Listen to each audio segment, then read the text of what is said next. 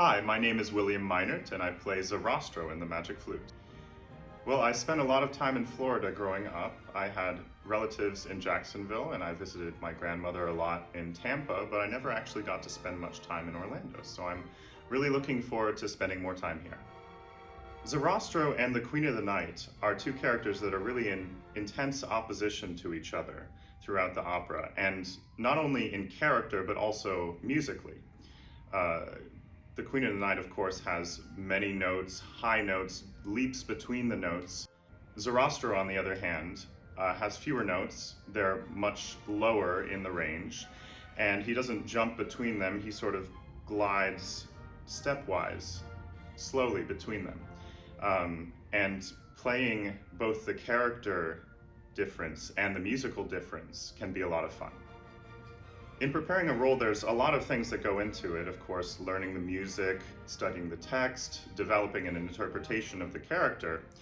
But one tool that I've found recently that I found very useful to speed along part of that process is that I either play my notes on the piano and record myself doing that, or I find a recording of a performance. And then I record myself singing over on top of that, and I put those together.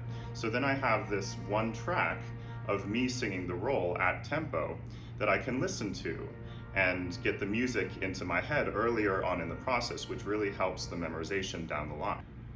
One of the things I'm looking forward to most about this production is something that I look forward to anytime I do opera, which is getting to sing alongside brilliant colleagues.